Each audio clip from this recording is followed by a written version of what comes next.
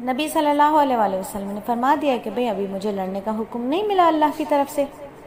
تو مکے میں جہاد کا حکم اس لیے نہیں آیا تھا کہ صحابہ جو تھے وہ کم تھے۔ اللہ تعالیٰ کی حکمت ہوتی ہے، بہت بڑی ہوتی ہے۔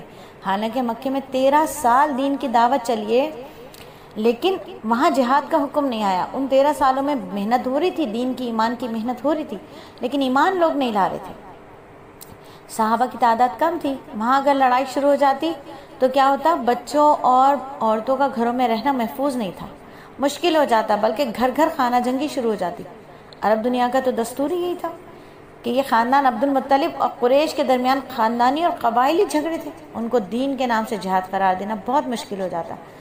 تو مکے میں نزول قرآن کا زمانہ تھا، کفار قریش اس بات پر حجت کے لیے کیا کرتے تھے؟ دعوت و تبلیغ کو عام کرنے کی ضرورت تھی، اس بات کی ضرورت تھی کہ پرامن ماحول میں لوگوں کو اسلام کی، قرآن کی تعلیمات دی جائیں، وہ بتائیں، لوگوں کو قرآن سنایا جائے۔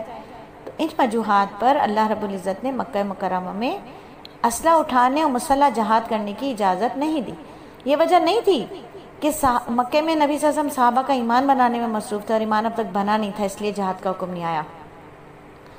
اگر ایسا ہوتا تو مدینے میں نبی صلی اللہ علیہ وآلہ وسلم نے وہاں کے 9 مسلموں کو 13 سال کی ایمان بنانے کے لیے کیوں جہاد سے نہ روکا؟ تو وہاں تو نبی صلی اللہ علیہ وسلم کی پوری زندگی صرف 10 سال تھی، تو 13 سال کا پہلے تو نصاب ہی کہاں سے لاتے کہ 13 سال پھر مدینے میں صحابہ پر ایمان کی محنت کی جاتی۔ بہرحال مدینے ہجرت کے دوران جہاد کا حکم نازل ہوا، تو آپ صلی اللہ علیہ وآلہ وسلم نے صرف مہاجرین کے ساتھ مل کر کفار کے قافلوں پر چھاپہ مار جنگ شروع کی تاکہ ان کی تجارت اور معیشت کو کمزور کر دیں۔ کس پر جنگ شروع کی تھی؟ جو تجارتی قافلے آتے تھے ان پر جنگ شروع کی تھی، چھاپہ مارا ان پر جنگ بندی شروع کی تاکہ ان کی معیشت اور تجارت کمزور ہو جائے۔ اچھا، ان مہم میں کیا ہوتا تھا کہ آپ صلی اللہ علیہ وسلم کبھی خود تشریف لے جاتے، کبھی دوسرے مہاجرین کو روانہ فرماتے۔ تو ان میں ہوئے غزوہ ابوا، بوات اور عشیرہ، یہ اسی مہم کا حصہ تھا کہ کفار کی معیشت کو کمزور کیا جائے۔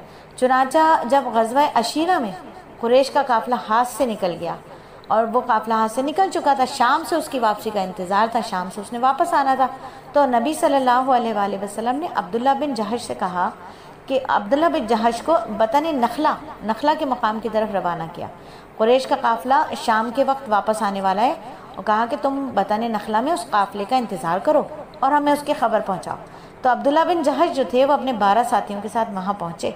ابھی وہاں پہنچے ہی تھے کہ قریش کا ایک اور چھوٹا سا قافلہ وہاں آ گیا، مسلمانوں نے اس قافلے پر حملہ کر دیا، اور جب حملہ کیا تو عمر بن خزرمی اس کو تیر لگ گیا جس سے وہ مر گیا، اور اس کے 2 ساتھیوں کو بھی مجاہدین نے جو تھا وہ گرفتار کر لیا۔ یہ اسلام کا پہلا مال غنیمت تھا۔ اس واقعے سے کیا ہوا کہ کفار تو جل بھن گئے، انہوں نے کہا مسلمانوں کے خلاف ایک مہم کا آغاز شروع کر دیا، مدینے جا کر سب کو خبر دی اور کہا کہ ہم تو مدینے جا کر سب کو ختم کر دیں گے۔ تو اس طرح اگر دیکھا جائے تو عمر بن خزرمی